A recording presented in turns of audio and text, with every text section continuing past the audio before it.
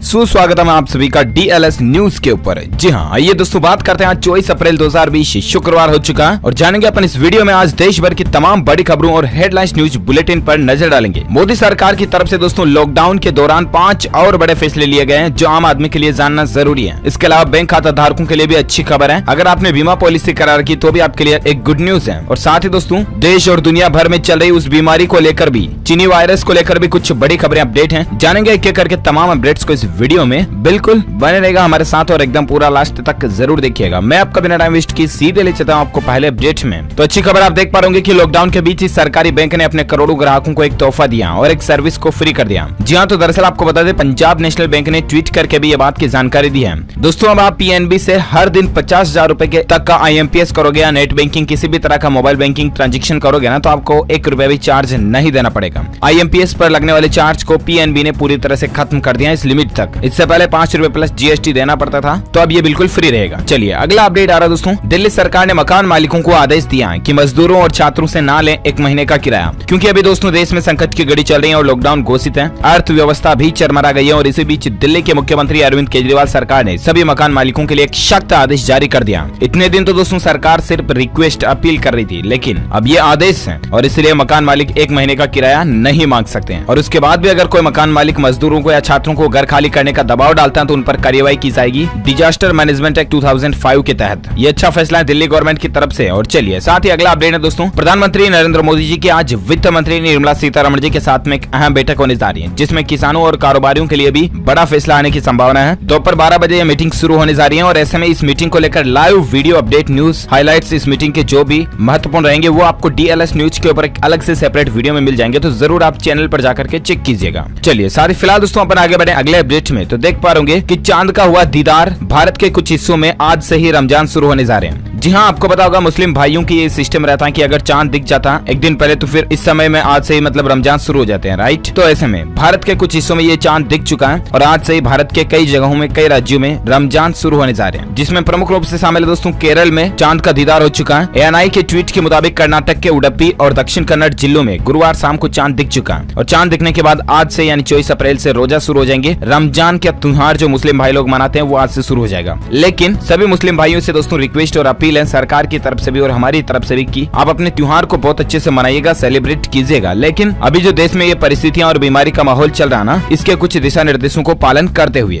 Social distancing जरूर बनाए रखें, एक साथ ज्यादा भीड़ में इकट्ठे ना हो। इसके अलावा जहां तक हो सके घरों में ही रहकर इबादत करें और लॉकडाउन का पूरी तरह से पालन करें। चलिए साथ ही फिलहाल अगला अपडेट आ रहा दोस्तों कि सरकार ने जुलाई 2021 तक सभी सरकारी कर्मचारियों और पेंशनर्स का महंगाई भत्ता नहीं बढ़ाने का फैसला किया। जी हाँ, तो लॉकडाउन के कारण देश में जो स्थितियां बनी इसी को लेकर सरकार ने फैसला लिया और जुलाई 2021 तक के लिए महंगाई भत्ता DA वगैरह में बढ़ोतरी नहीं होगी। कैबिनेट में महंगाई भत्ता में 4% बढ़ोतरी करने का फैसला किया था, लेकिन अब इसका फायदा सरकारी कर्मचारियों को नहीं मिलने वाला है। चलिए साथ ही अगला अपडेट है कि आम आदमी को एक बड़ी राहत मिली है। अब दोस्तों किस्तों में बीमा प्रीमियम का भुगतान हो सकेगा। जी हाँ, IRDA यानी कि भारतीय बीमा विनियामक प्राधिकरण ने एक आदेश जारी कर दिया सभी बीमा कंपनियों के लिए कि अब बीमा पॉलिसी धारक जो है ना वो एक साथ किस्त देने में अगर कैपेबल नहीं है तो वो अब किस्तों में किस्त दे सकते हैं। मतलब बीमा प्रीमियम की राशि भी और किस्तों में दे सकते हैं। यानी कि अगर 6 महीने के आप 6,000 रुपए जमा करवाते हो तो एक साथ 6,000 नहीं बल्कि आप महीने के 1,000 जमा करवा सकते हैं। इस तरह का सिस्टम अब आपको इंश्योरेंस प्रीमियम में मिलने लग जाएगा। चलिए साथ ही अगला अपडेट आ रहा है कि रमजान शुरू होने से पहले दोस्तों दुबई में देखिए गवर्नमेंट ने कितने अच्छे सख्त कानून लागू किए हैं। 10 से ज्यादा लोगों के जमा होने पर भी पाबंदी लगा दी है। रमजान का महीना शुरू होने जा रहा है और इस्लामिक देशों की मुश्किलें बढ़ गई हैं और इसी बीच दोस्तों दुबई सरकार ने गाइडलाइंस जारी कर दी हैं। सोशल डिस्टेंसिंग रखना जरूरी होगा, एक जगह जमा होकर नमाज पढ़ने पर भी रोक है। घर पर रहने वाले लोग घर में ही एक साथ नमाज पढ़ सकते हैं। जरूरी होने पर ही घर से बाहर निकले, बाहर निकलने पर मास्क लगाना जरूरी होगा। ये कुछ रूल्स लागू किए गए दोस्तों दुबई कंट्री के अंदर। और साथ ही फिलहाल अगला अपडेट आप देख पा रहे होंगे घर खरीदारों को LIC कंपनी की तरफ से एक बड़ा तोहफा मिला है। होम लोन की ब्याज दर में कटौती हो चुकी है। जी हाँ दोस्तों, LIC हाउसिंग फाइनेंस जो है ना उसने अपने होम लोन की ब्याज दरों में कटौती कर दी है। सिविल स्कोर 800 या उससे अधिक होने पर 7.5% सालाना ब्याज दर पर ही लोन दिया जाएगा, जो कि पहले 8.10% था तो उसको अब 7.5% कर दिया। यानी कि LIC हाउसिंग फाइनेंस के जरिए अगर अब आप घर पर लोन वगैरह लेते हो तो आपको महीने की किस्त कम चुकानी पड़ेगी और रेटें भी कम रहेगी, ब्याज भी कम चुकाना पड़ेगा। साथ ही अगला अपडेट है कि दोस्तों क्या 3 मई तक टेलीकॉम डिपार्टमेंट ने सभी मोबाइल यूजर को इंटरनेट फ्री में दिया है। ऐसी अफवाहें और सोशल मीडिया पर आपने खबरें चर्चाएं देखी होगी, क्योंकि आजकल व्हाट्सएप वगैरह पर इस तरह का एक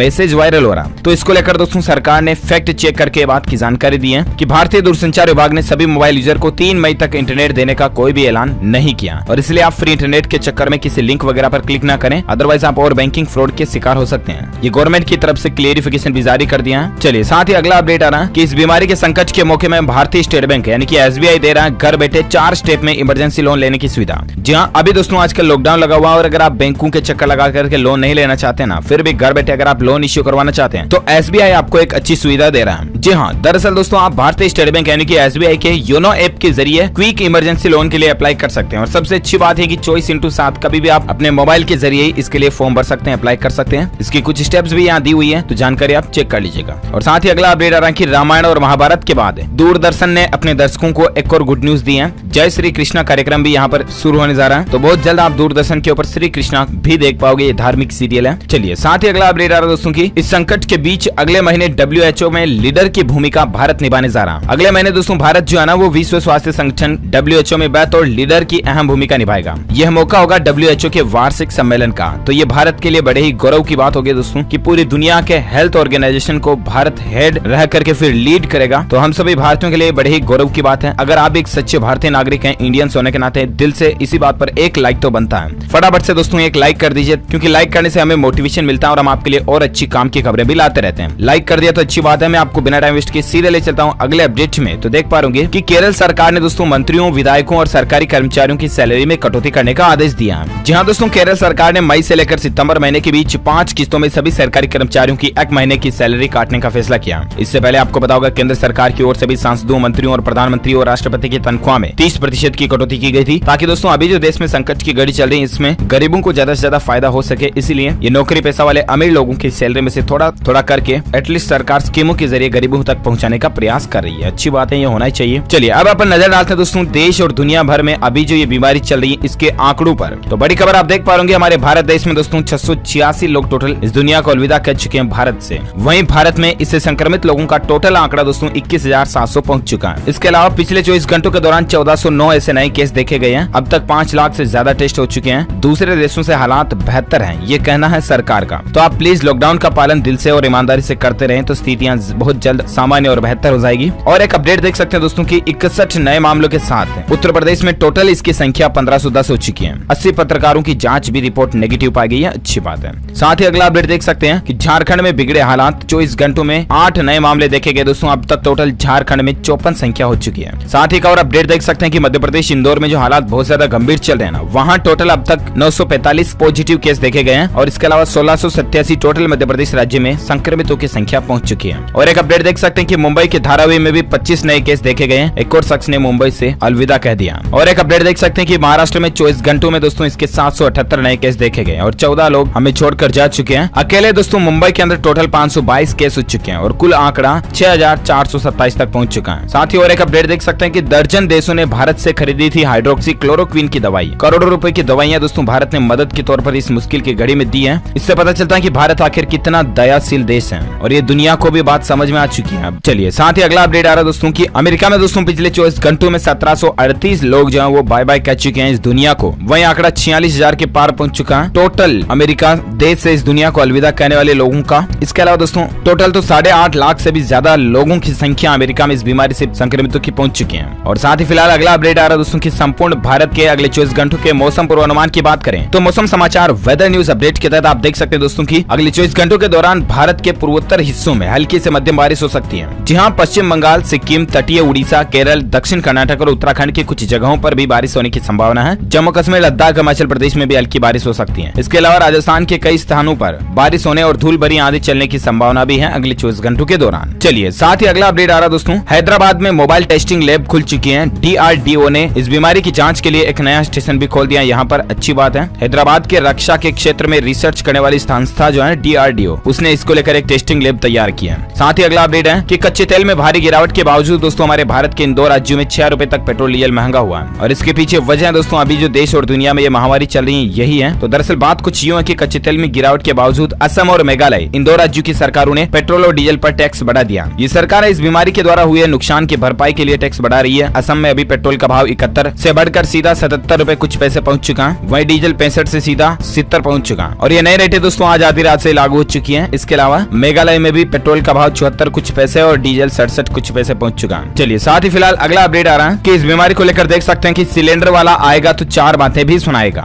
ध्यान से सुनना। जी हाँ दोस्तों, हमारे देश के पेट्रोलियम मंत्री जो है ना धर्मेंद्र प्रधान जी, उन्होंने इस तरह की एक मुहिम चलाई है कि अब आपके घर पर जो गैस सिलेंडर की डिलीवरी वाला बॉय आएगा ना, वो आपको 4 बातें काम की बताकर जाएगा। वो बातें ये होगी कि आप इस बीमारी से बचाव के लिए मुंह पर मास्क लगाएं, आरोग्य सेतु एप्लीकेशन डाउनलोड करें, हाथों की सफाई पर खास ध्यान दें, हाथों को साबुन से धोएं अगर घर से बाहर से आते हैं तो। इसके अलावा सबसे जरूरी सोशल डिस्टेंसिंग का जरूर पालन करें। तो इन बातों को आप अपनी जिंदगी में भी उतारें, ऐसा नहीं कि बस सिर्फ इस कान से इस कान में, है ना। साथ ही अगला अपडेट आ रहा है कि इंडिगो कंपनी के कर्मचारियों के लिए खुशखबरी है। कंपनी ने सैलरी काटने का फैसला जो था वो वापस ले लिया। जी हाँ, दरअसल आपको पता होगा पीएम मोदी जी ने अपील भी की थी कि प्राइवेट कंपनियां जो है ना वो अपने कर्मचारियों की सैलरी ना काटें। अभी जो देश में लॉकडाउन की स्थिति चल रही है इस दौरान भी, तो शायद उसी का असर पड़ा और इंडिगो कंपनी ने अपने कर्मचारियों की सैलरी काटने का फैसला वापस ले लिया। अब कर्मचारियों की सैलरी नहीं कटेगी। इससे रिलेटेड 2 और अपडेट मैं आपको बताना चाहूंगा दोस्तों, जिसमें और एक अपडेट आप देख पा रहे कि केंद्र सरकार के लॉकडाउन में पूरा वेतन देने के आदेश को चुनौती दी गई है सुप्रीम कोर्ट में। जी हाँ, तो दरअसल दोस्तों हमारे देश के सर्वोच्च न्यायालय सुप्रीम कोर्ट जाना, उसमें किसी ने एक याचिका लगाई है और याचिका लगाई किसने, लुधियाना हैंड टूल्स एसोसिएशन ने ये याचिका लगाई और कहा कि डिजास्टर मैनेजमेंट कानून के तहत केंद्र सरकार द्वारा निजी प्रतिष्ठानों को पूरा वेतन देने का आदेश जारी करना गलत है। इससे अधिकारों का हनन होता है और इस आदेश को वापस लें। अब देखना यह होगा दोस्तों कि आखिर सुप्रीम कोर्ट इस पर क्या डिसीजन देता है। हम आपको बताएंगे जरूर डीएलएस न्यूज के माध्यम से जब भी अपडेट आएगा। तो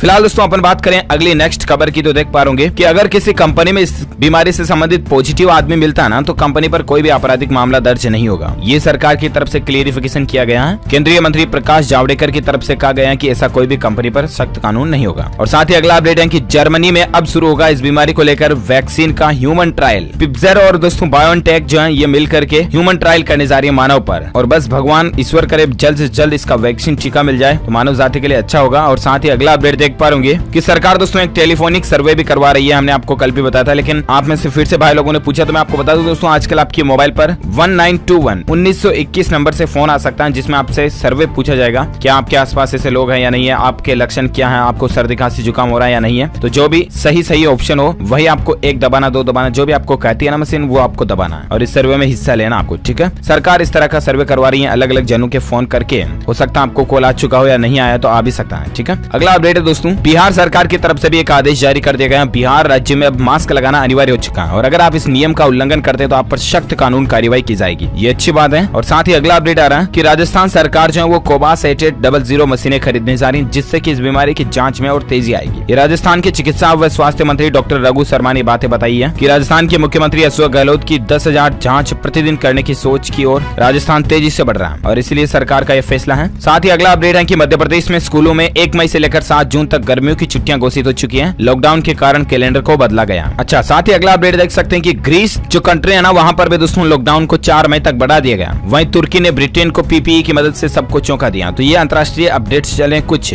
और अगली खबर आप देख सकते हैं कि दोस्तों 33 करोड़ लोगों के खातों में सरकार ने जमा किए 31,235 करोड़ रुपए। किन किन को इसका फायदा मिला, तो जनधन खाता धारकों को, इसके अलावा किसानों को भी, बुजुर्गों व महिलाओं को पेंशन के रूप में भी। इस तरह से टोटल 33 करोड़ लोगों के खातों में सरकार ने अभी इस लॉकडाउन के दौरान 31,235 करोड़ रुपए डाल दिए। इसके एनालिसिस भी आप स्क्रीन पर देख सकते हैं, किन किन लोगों को क्या रेट से अलग अलग हिसाब से स्कीमों का फायदा मिला। और साथ ही अगला अपडेट देख पा रहे ऑटोमोबाइल इंडस्ट्री को लेकर दोस्तों टोयोटा ने लॉन्च की कॉम्पैक्ट एसयूवी यारिस क्रॉस है। दमदार हाइब्रिड इंजन इसमें दिया हुआ है, एसयूवी है। हालांकि दोस्तों अभी ये भारत में लॉन्च नहीं हुई है, देखते हैं कब तक होती है। अच्छा, इसके अलावा अगला अपडेट देख सकते हैं कि सरकार ने कंपनियों को बड़ी राहत दी है। अब इस कानून में बदलाव करने का फैसला लिया गया। जी हाँ, प्राइवेट सेक्टर की जो कंपनियां उनके लिए सरकार ने राहत भरी खबर दी है। और दरअसल वो ये दोस्तों की कंपनियों को 6 महीने तक दिवालिया घोषित होने से राहत मिलेगी। अगर कंपनी अपना लोन वगैरह नहीं चुका पाती तो भी सरकार ने इसके लिए आईबीसी यानी कि इंसोलेंसी एंड बैंकरप्सी कोड में भी संशोधन कर दिया। तो ये अच्छी बात है और इससे फायदा ये भी होगा दोस्तों की बैंक अगर लोन देते हैं कंपनियों को और कंपनियां 6 महीने तक नहीं भी चुका पाती तो दिवाली वगैरह घोषित नहीं होगी। इससे लोगों को रोजगार मिलते रहेंगे, एमएसएमई वगैरह सेक्टर को भी फायदा होगा। ओके दोस्तों, तो इसी कड़ी में ये आज की बड़ी खबरें, मुख्य समाचार, today breaking news, India news headlines news का अपडेट वीडियो में फिर से होता है। और हाँ, साथ ही आप मुझे नीचे कमेंट करके बताना जरूर दोस्तों की अभी हमारे भारतीय रिजर्व बैंक के गवर्नर का नाम क्या है। आरबीआई के गवर्नर का नाम आप इस वीडियो के नीचे कमेंट बॉक्स में लिखिए और सही जवाब देने वाले रैंडमली लोगों को सेलेक्ट किया जाएगा हमारी डीएलएस न्यूज टीम की तरफ से। और आप कोई भी सरप्राइज तोहफा गिफ्ट जीत सकते हैं हमारी डीएलएस न्यूज टीम की तरफ से। और साथ ही दोस्तों अगर आपको ये वीडियो अच्छा लगा तो दिल से इसे लाइक कीजिए, शेयर भी कीजिए अपने दोस्तों के साथ फेसबुक और व्हाट्सएप पर। और अगर आप चाहते हैं कि रोजाना आपको इसी तरह की काम की खबरें, ब्रेकिंग न्यूज अपडेट्स तुरंत आपके मोबाइल पर मिलते रहें तो इसके लिए आप इस चैनल को सब्सक्राइब करके बेल आइकन भी जरूर दबा देना। Thank you, take care, goodbye, जय हिंद, जय भारत, वंदे मातरम।